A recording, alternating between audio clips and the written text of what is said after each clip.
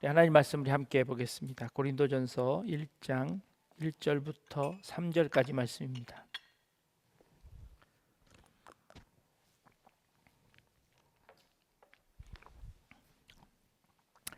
고린도전서 1장 1절부터 3절까지 말씀입니다. 우리 다 같이 한 목소리로 함께 봉독합니다. 하나님의 뜻을 따라 그리스도 예수의 사도로 부르심을 받은 바울과 형제 소스데네는 고린도에 있는 하나님의 교회 곧 그리스도 예수 안에서 거룩하여지고 성도라 부르심을 받은 자들과 또 각처에서 우리의 주 곧 그들과 우리 주 되신 예수 그리스도의 이름을 부르는 모든 자들에게 하나님 우리 아버지와 주 예수 그리스도로부터 은혜와 평강이 있기를 원하노라. 아멘. 전국에 있는 교회 목사님들과 장로님들이 모이면 정말 오래간만에 1년에 한 번 혹은 두 번 정도 뵙는 분들이 있습니다.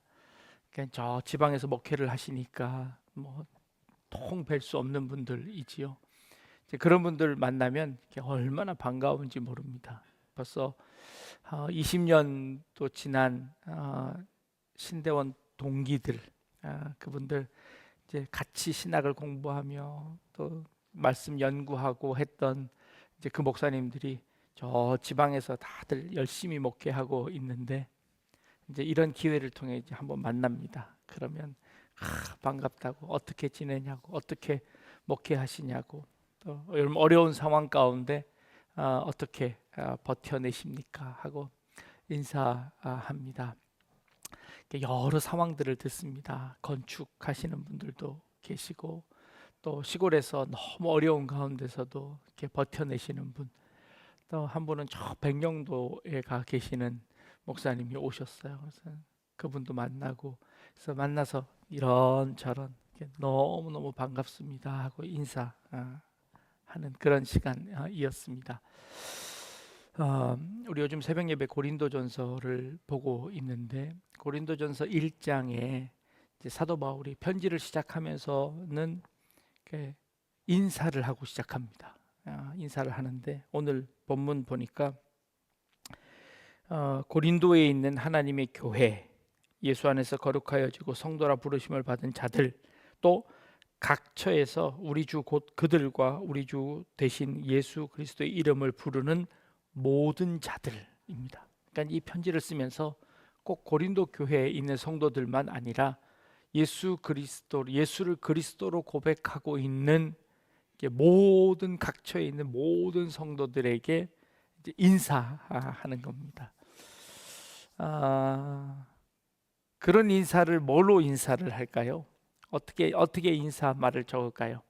여기에 3절 말씀에 사도 바울의 트레이드 마크라고 하는, 사도 바울이 서신서에 매번 등장하는 사도 바울만의 아주 독특한 인사가 등장합니다. 사도 바울이 어떻게 인사하는고 하니 3절입니다. 하나님 우리 아버지와 주 예수 그리스도로부터 뭐라고요? 은혜와 평강이 있기를 원하노라 라고 하는 이제 그런 인사입니다. 은혜와 평강이라는 이 두 단어를 사도 바울은 거의 모든 서신서들마다 은혜와 평강이 있기를 원하노라 하고 이제 인사하는 겁니다. 이 사도 바울의 인사를 우리도 한번 해보겠습니다. 옆에 계신 분들에게 은혜와 평강이 있기를 원합니다. 우리 한번 인사 한번 해봅시다.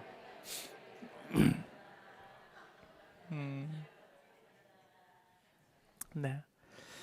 우리나라 성도님들, 우리나라 사람들은 이제 인사가 안녕이죠. 네, 안녕하십니까입니다. 안녕하십니까? 혹은 안녕. 이게 그 아이들에게는 그냥 안녕이고 어른들에게는 안녕하십니까입니다. 안녕이라는 인사말은 어른이고 아이고 간에 누군간에 어떤 상황에서도 모두 다 쓸 수 있는 단어가 안녕이라는 단어입니다. 안녕은 안녕은 평안할 안자와 평안할 영자를 씁니다. 평안하십니까? 라고 묻는 겁니다. 평안을 구하는 겁니다. 은혜와 평강, 안녕, 평안, 그리고 구약 성경의 구약 시대의 인사말 뭐죠? 샬롬, 평강입니다. 그것도 평강입니다. 그러고 보면 세상의 많은 나라들의 인사말들이 이 평강입니다. 평안입니다. 이제 그 평안하기를 비는 것, 이거 인사말이지요.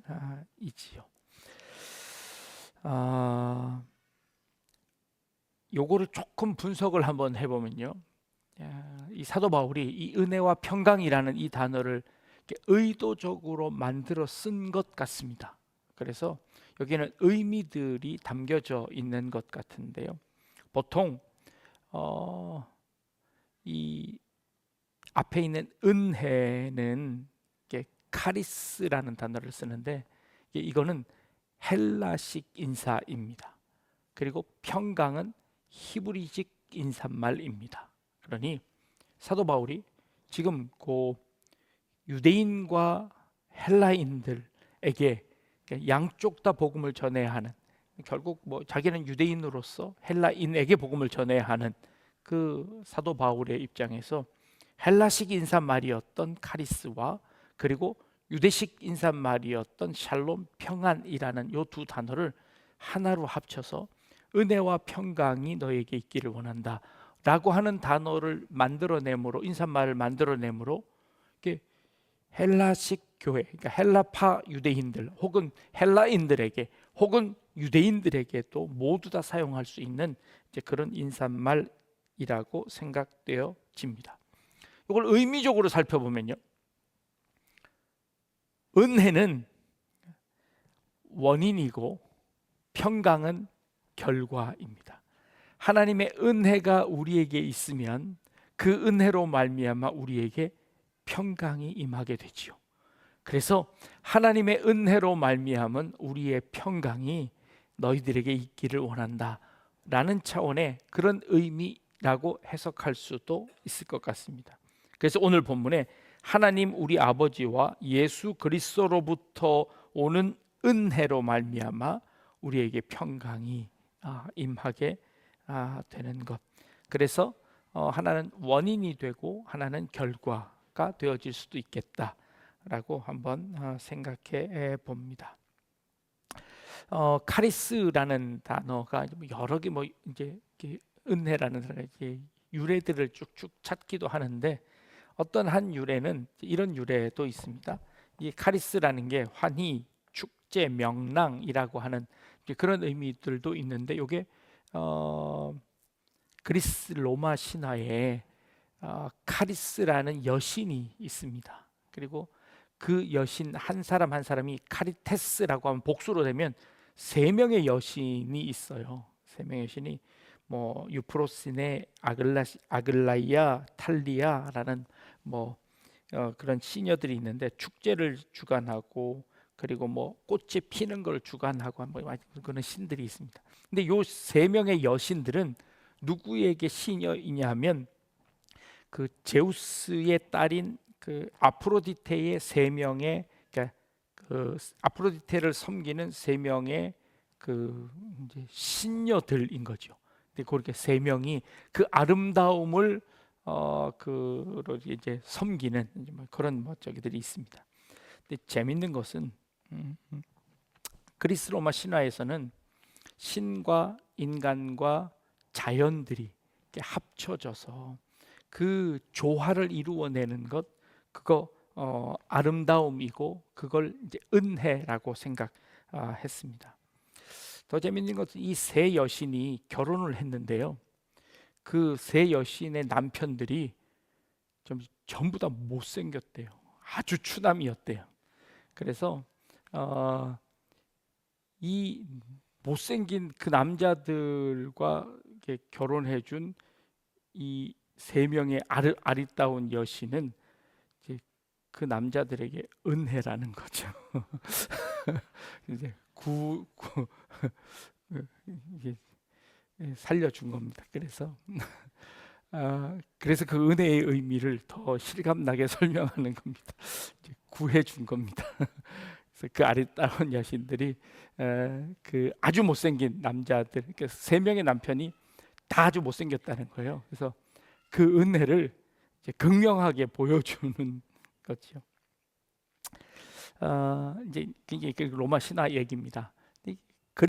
그리스도인들에게 은혜라는 것은 무엇일까요? 그거는 이제 자기들 그런 이야기들이고, 그리스도인들, 사도 바울이 쓴 하나님으로부터 오는 그 은혜라고 하는 것은 어떤 의미일까요? 은혜는 나는 아무것도 없는데, 나는 아무것도 하지 않았는데, 나는 어떠한 노력도 하지 않았는데 하나님이 나에게 은혜를 베푸셨습니다. 내가 감당할 수 없는, 아니 내가 어찌할 수 없는 그 은혜를 내게 주셔서 그 은혜로 말미암아 내가 구원을 얻게 되었습니다. 이게 우리는 은혜를 설명하는 가장 중요한 핵심이지요. 우리가 구원은 값 없이 얻었습니다. 값이 없다는 것과 값이 싸다는 것은 차이가 있습니다. 값이 싼 것은 값어치가 없는 겁니다. 그러나 값이 없다고, 아니 값을 매길 수 없다고 하는 것은 그 가치가 너무 커서 감히 그 값어치를 산정할 수 없어서 그것은 값이 없는 겁니다. 우리에게 주신 구원은 값 없이 주셨습니다. 그 은혜가 너무 커서 값을 매길 수 없어서 값이 없다라고 이야기하는 겁니다.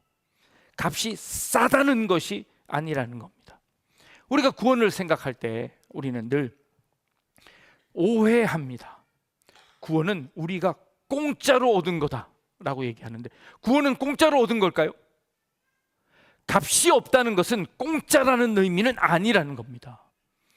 그것이 값싼 은혜여서 그것을 공짜로 얻은 것이 아니라, 그것이 너무 비싼데 그것을 도저히 감당할 수 없는 그 가격인데, 우리 하나님께서 그것을 우리가 갚을 수 없기에, 우리가 그것을 살 수 없기에 하나님이 우리에게 그 값을 묻지 않고 우리에게 주신 것이죠. 이게 값 없는 은혜입니다. 값 없는 은혜입니다. 내가 구원을 공짜로 받았어. 공짜로 받아놓으니까 그 공짜로 받은 것에 대한 가치를 우리가 자꾸 잊어버리는 겁니다. 아니, 공짜가 아닙니다. 그것은 어마어마한 값어치인데 그 값을 우리가 도저히 감당할 수 없으니 다 탕감해 주시고 우리에게 그 은혜를 주셨다라고 하는 것이 우리의 구원의 믿음에 관한 겁니다. 그런데 또 우리가 오해하는 것은, 믿음이라는 것은 저 사람은 참 믿음이 좋아. 그러면 여러분, 어떤 사람이 믿음이 좋은 사람이에요? 아멘 잘하는 사람이, 혹은 예배 출석하지 않는 사람, 나는 믿습니다 잘하는 사람이, 이게 믿음이 좋은 사람인가요? 나는 열심히 믿었고 너는 열심히 안 했으니 나는 너보다 내가 더 믿음이 좋아 라고 이야기할 수 있나요? 그러는 순간 그 믿음이라는 나의 공로가 그 구원에 들어가는 겁니다. 그러면 나는 그 구원을 얻기 위해 내가 열심이라는 나의 노력, 수고를 통해 얻었습니다. 그럼 그건 하나님이 값없이 주신 건가요? 아니죠. 나는 믿었고 너는 믿지 않았어. 나는 열심히 했고 너는 열심히 하지 않았어. 그래서 내가 하나님께 더 큰 은혜를 받았어. 그러면 그 은혜는 내 열심으로 받은 은혜가 되는 거죠. 성경은 어디에도 너의 열심을 통해서 구원을 얻었다, 믿음을 가졌다라고 이야기하지 않습니다. 믿음이라는 것은 진짜 자기 자신의 아무것도 없음을 고백하는 것, 나의 공로가 아무것도 없음을 고백하는 것이 진짜 믿음이지요. 그러니 믿음이 좋은 사람은, 믿음이 좋다고 얘기하는 사람, 아니 믿음이 좋다고 얘기하는 사람은 전혀 믿음이 없는 사람인 거고, 나는 진짜 믿음이 없어요. 저는 진짜 믿음이 없다니까요. 그건 믿음이 있는 사람이, 진짜 없는 사람이 진짜 없는 사람이 진짜 있는 사람이라니까요. 그렇죠. 자기 믿음을 자랑하는 순간, 내 믿음이 나는 이만큼 하면 됐어 라고 생각하는 순간 우리 믿음이 없어진 거예요. 그 우리의 마음은 하나님 앞에 늘 어때야 돼요? 나는 부족해, 나는 믿음이 없어 라고 우리 스스로를 생각하는 사람을 옆 사람이 보면 믿음이 있구나 라고 생각하는 거지, 본인이 그러니까 나는 믿음이 있는 거야 라고 생각하는 순간 또 믿음이 없는 거가 되는, 어렵죠. 믿음은 이렇게 쉽지 않습니다. 자, 믿음이라는 것은요, 내가 무엇을 했는가가 아니라, 내 쪽에 있는 것이 아니라 하나님 쪽에 있는 거예요. 하나님이 얼마나 신실하시고, 하나님이 얼마나 위대하시고, 하나님이 얼마나 힘이 강하신지를, 그걸 믿는 거지, 내가 열심히 믿어서 그 강한 하나님이 내 편이 되어지는 이게 아니라, 그 하나님이 얼마나 위대하신지를 깨닫는 것, 그리고 그 위대하신 하나님 앞에 내가 얼마나 적은지, 내가 얼마나 힘이 없는지를 깨닫게 되는 것, 이거 믿음, 우리의 믿어가는 과정이라고 이야기할 수 있습니다. 그래서 진짜 잘 믿는 사람은 나는 믿습니다 라고 이렇게 얘기하는 사람이 아니라, 진짜 잘 믿는 사람은 어떤 사람일까요? 나는 믿습니다 이런 사람은 잘 안 믿어져 가지고 믿으려고 노력하고 발버둥 치는 사람인 거예요. 그죠? 진짜 잘 믿어지는 사람은 어떤 사람이에요? 가만히 있는 사람이에요. 믿습니다, 아멘, 막 열심히 하는 사람은 잘 안 믿어져 가지고 이렇게라도 해서 이게 잘 믿어야 되겠다고 노력하는, 그 노력도 가상하긴 하지만 잘 못 믿겠다는 얘기를 하는 거예요. 진짜 잘 믿어지는 사람은 어떻게 해요? 너무 자연스러운 거죠. 그냥 하나님이 하나님 하셨지가 되는 겁니다. 믿음이 좋은 사람은 믿는다 그렇게 애쓰지 않는 겁니다. 자연스럽게 우리에게 그 믿음이 우리의 마음속에 이렇게 들어와 있는, 그래서 그게 은혜입니다. 그래서 은혜입니다. 내가 막 믿으려고 해서 믿는, 아니 그냥 눈 깨보니까 내가 구원 받았네, 내가 하나님 자녀가 됐네, 하나님이 날 지키시네 라고 고백하게 되는 거, 이거 은혜지요. 그리고 그 은혜를 아는 사람이야말로 믿음이 있는 사람이 되는 겁니다. 그게 이제 제가 늘 얘기하지 않습니까? 예정설이라. 내가 아무것도 하지 않았는데 하나님이 다 주셨어.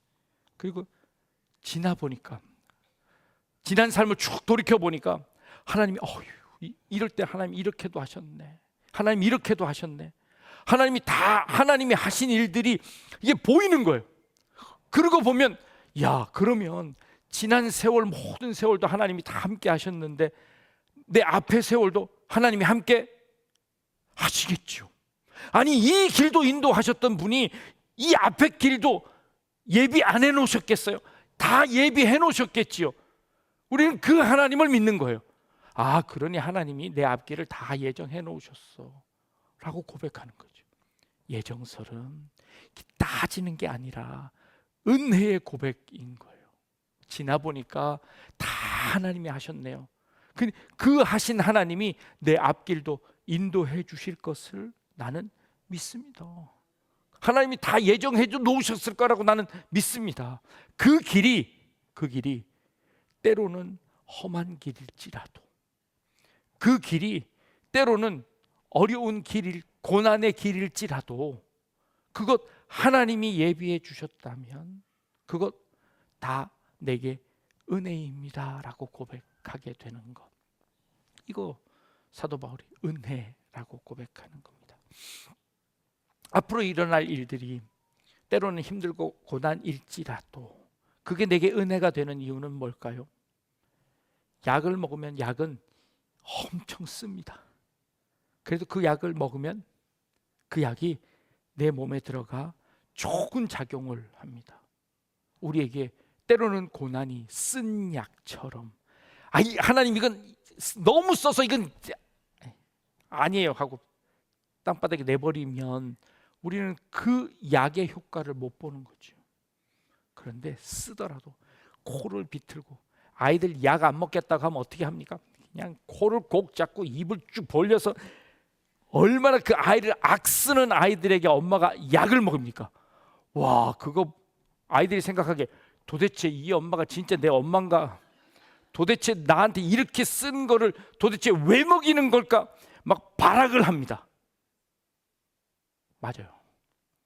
진짜 우리의 지금 모습이 어쩌면 하나님 앞에 그 어린아이처럼 약 안 먹으려고 떼쓰는 발악하는 사람처럼 보일 수도 있겠다 싶은 생각이 듭니다. 그럼에도 불구하고 그 약이 우리에게 필요하면 반드시 먹이십니다. 입을 벌려서라도, 그 땡깡을 쓰고 울더라도 그냥 입에다 그냥 쭉 해놓고 그냥 입을 꼭 닫아서 그냥 꿀꺽 삼킬 수 있도록. 그러면 눈물을 막 이만큼 흘리다가도 그냥 꿀꺽하고 아이들 울잖아요. 그래도 그거 먹고 나면 열이 내리는 거죠. 열이 내리는 겁니다. 그게 우리에게 은혜입니다. 은혜라고. 모든 것이 은혜입니다라고 고백하는 것. 그리스도로부터 그 은혜가 우리에게 있습니다 라고 이 사도 바울이 그 은혜를 인사로 씁니다.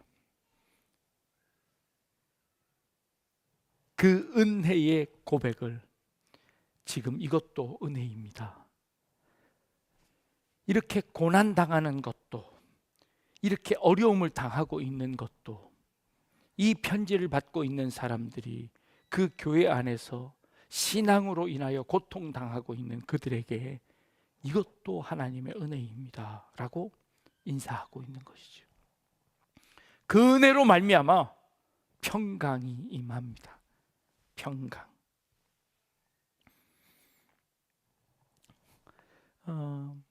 당시에 세상은 로마가 다 지배하던 세상이었습니다. 그래서 로마의 그 왕과 로마의 시민들은 이 시대가 가장 평화로운 시대라고 이야기합니다. 그래서 팍스 로마나라고 합니다. 로마로 인하여서 이 모든 세상이 평화롭다라고 합니다. 왜요?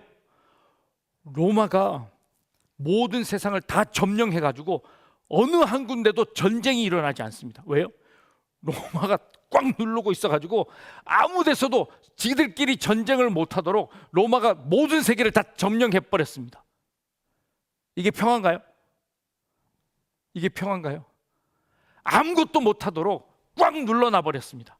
아무런 항쟁도 못하도록 꽉 눌러놔버렸습니다. 그리고 로마로 인하여서 모든 세계는 다 평화다, 로마로 인하여서 평화가 이 땅에 있다 라고 팍스 로마나를 외치던 그런 시대였습니다. 그런데 로마의 황제나 로마의 시민들은 할 게 없어서, 그 평화로운 시대에 할 게 없어서 식민지로부터 거두어들인 그것 가져다가 검투사들에게 주고 향락을 즐깁니다. 온갖 예술들이 그때 이 붐을 일으킵니다.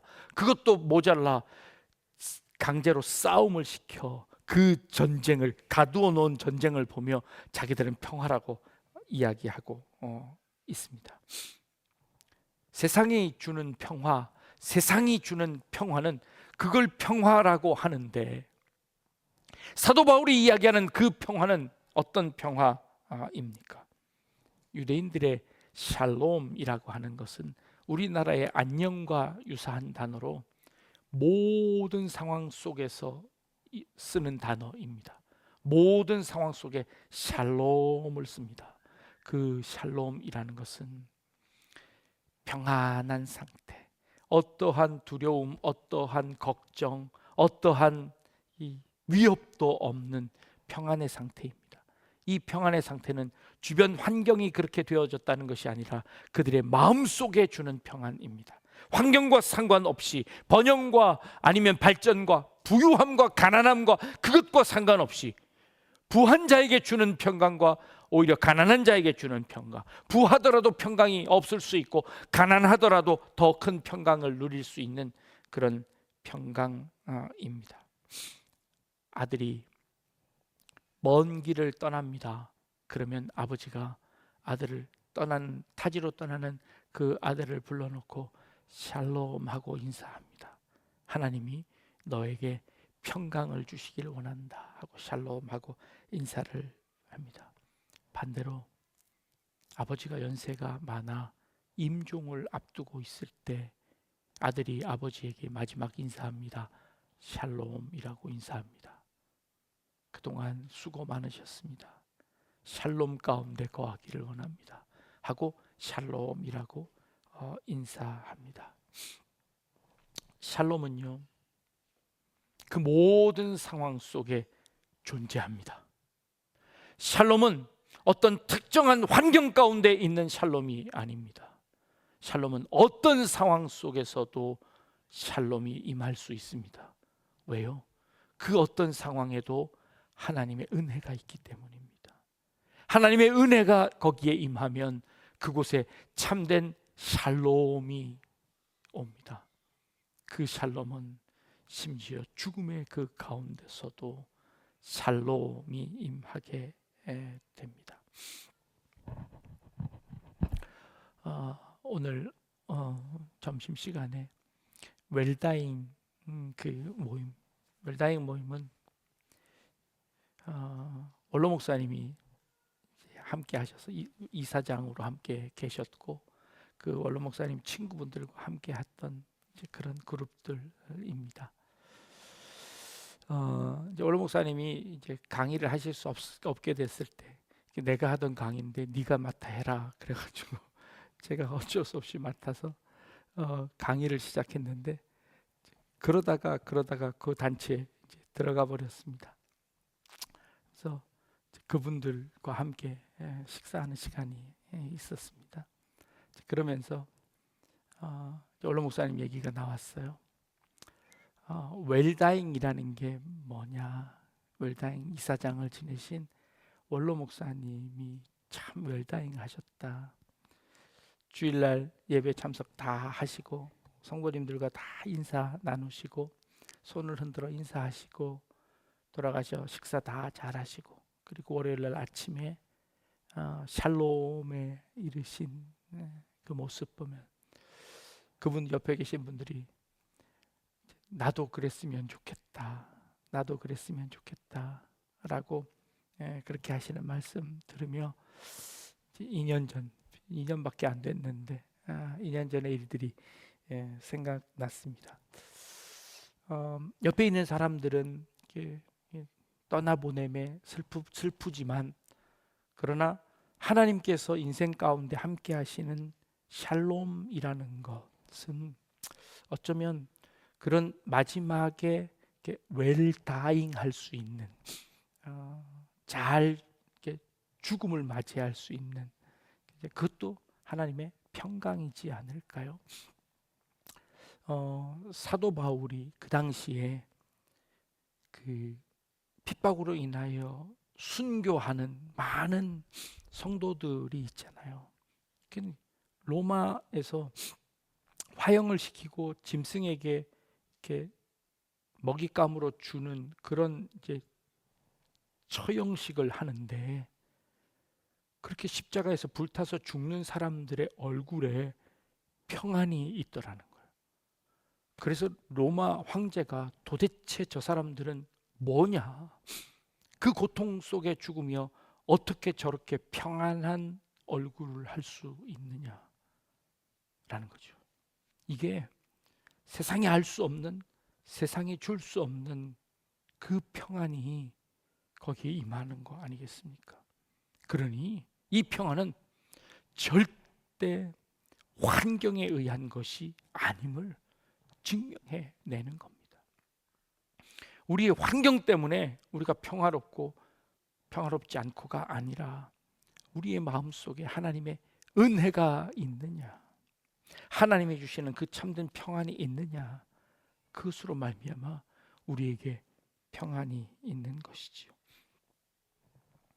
사도 바울은 은혜와 평강이 너희 가운데 있기를 원한다 라고 매 서신서마다 매 서신서를 시작할 때마다 그렇게 인사합니다. 우리도 그런 인사가 되었으면 좋겠습니다. 하나님의 은혜로 말미암아 우리의 삶 가운데 참된 평안이 있기를 원합니다. 참된 샬롬의 은혜가 우리 가운데 있기를 원합니다. 이게 우리의 그리스도인들의 인사가 되었으면 좋겠고, 우리 약대중앙교회 성도들의 그런 인사였으면 좋겠습니다. 우리 한번 옆에 분들에게 이제 다시 한번 인사합니다. 은혜와 평강이 있기를 원합니다.